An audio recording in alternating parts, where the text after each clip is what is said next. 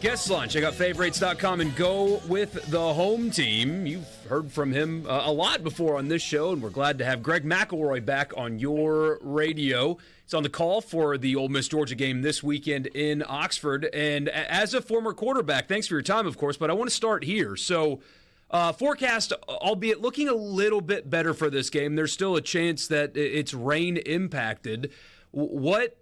How does that impact the game? Like, does it give an edge to either team? But especially as a quarterback, how do you deal with rainy conditions like what Beck and Dart might have to be dealing with on Saturday? Yeah, it's good to be with you guys. The forecast, and I'm not necessarily a professional meteorologist, but every quarterback, kicker, and punter and a recreational golfer has a general understanding of how to deal with the elements. And honestly, I've always thought wet ball, not a problem. Wind, a little bit trickier. But the one thing about the wet ball that you need to be mindful of is that you're not going to be able to throw it as far because it's heavier. So if you're throwing deep balls with the wet ball, you're just going to have to get it out a little bit faster. And like I said, not the end of the world. In some cases, a little moisture actually helps with the tackiness on the ball and allows it to spin off your fingers a little bit better.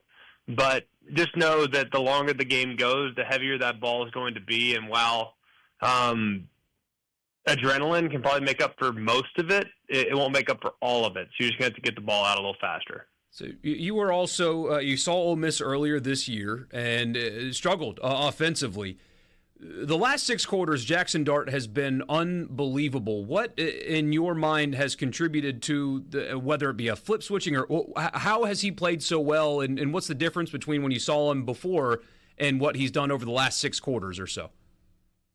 Well, last week was a great game, no doubt. I think a lot of it had to do with hitting a couple deep balls early. I mean, he's just a better player when he's hitting deep balls. And in the SEC so far, he hadn't really done a great job of hitting throws way downfield. And if you give some credit to LSU and to Kentucky, they did a pretty good job of defending those throws. In those 2 games combined, he was 2 for 12 on throws that traveled 30 or more yards downfield for about 85 yards or so, 0 touchdowns. So you look at it, he was 1 for 5 against Kentucky, 1 for 7 against LSU, and the one he hit on against Kentucky was on like a 4th and 10 prayer where he found Priestcorn way downfield when they blew a coverage. Against Arkansas, he was 4 for 4 for like 240 and 3 touchdowns.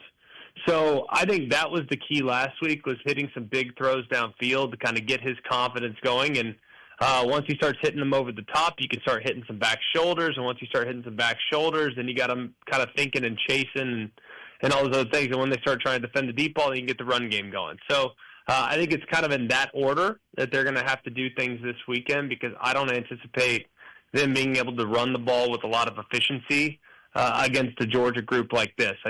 I don't think it's a good matchup with their O-line against Georgia's D-line, regardless of how different that O-line might look this year. They haven't played much different than they've played in the past. And on that note, so Ole Miss, like you said, struggling to run the football. At times they've really struggled in pass protection as well.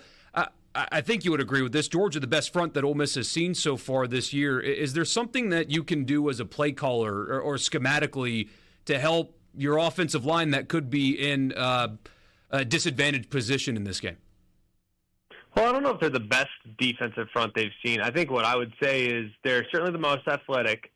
But I'll tell you what, like Kentucky, when they were at full strength, is a handful now. I mean, they are really good, but they haven't really been at full strength the last couple of weeks. But when Ole Miss got them, that was a pretty good group. So I think, Georgia's super athletic. I don't think they're as good as they've been in the past up front defensively.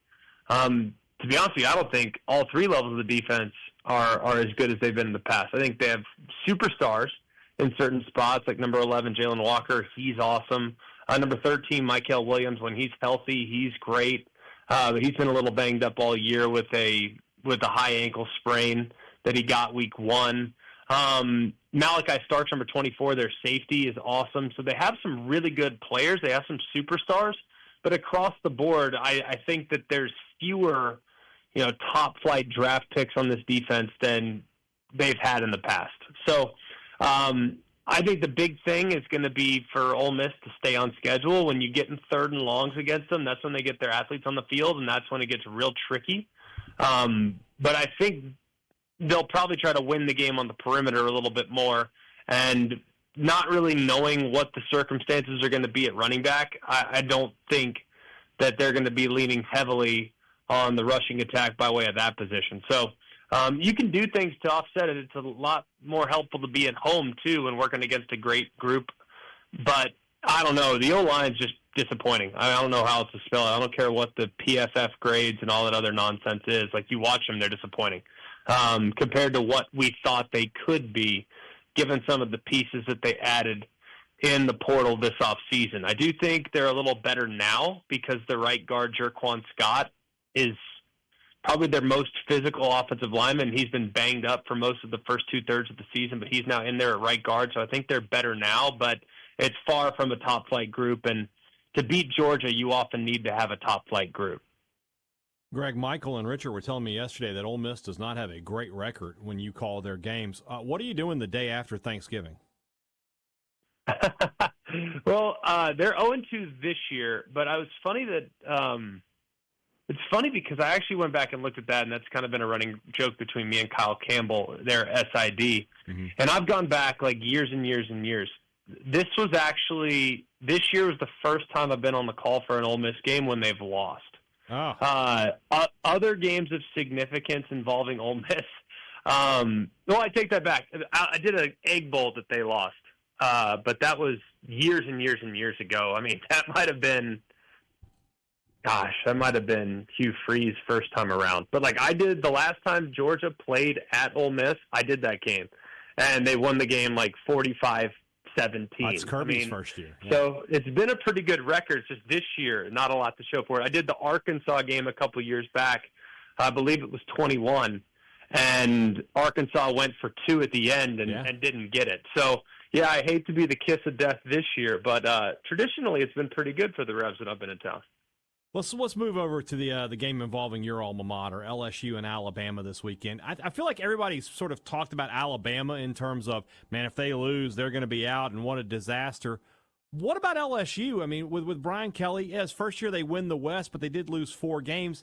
The last 2 years they haven't really been in the mix. What does it mean if LSU loses this game? You know what's funny is Brian Kelly was pretty adamant. We did the Ole Miss LSU game this year, and he's pretty adamant. He goes, this is kind of a transition year. I mean, just given some of the pieces they lost, like, okay, they have good veteran offensive line, but when you look at, new quarterback, even though he's a veteran, 2 first-round wide receivers that are gone, and a bunch of young players on defense that are kind of coming to their own. So he kind of viewed this year as a transition year. I don't know if I entirely agree with that, but I think he believes that their best football is probably, if not next year, the year after that. I don't know. For me, it's hard. I don't know the roster inside and out like he does, but I think if they lose this one, it's not crazy shocking, partly because you look at kind of where they've had some vulnerabilities, and they have vulnerabilities against quarterback run. They had them last year. It's first year of a new system, 2 new coordinators, new quarterbacks. So I think there's still plenty of meat on the bone for LSU moving forward. If they don't make the playoff this year, I don't think it's the end of the world. But I do think at some point, here in the next 2 or 3 years, it's going to be of the utmost importance for Brian Kelly to either win the SEC or to make a bit of a run in the playoffs. So that's what's expected. That's what LSU's capable of. I was looking through some of the notes on this game.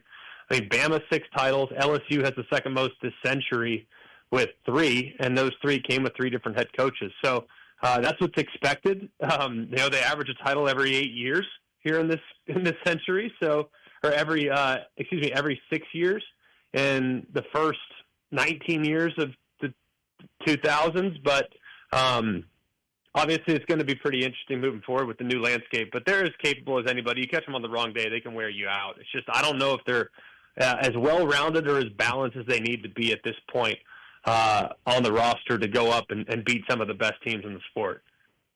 You got about 30 seconds here. Were you surprised by Florida's announcement today that they're going to keep Napier for another season? No, I'm not. I think the players love him, and the timing makes sense too. Look what they have the next 3 weeks. They might lose the next 3 games. So you need to get out in front of him with that support before he loses 3 in a row, and everyone starts expecting you to fire him. So I don't know if they're going to lose 3 in a row either, by the way. They're playing better. Greg, awesome stuff as always. Time is always too short. Have a great call this weekend, and we'll talk to you again down the line.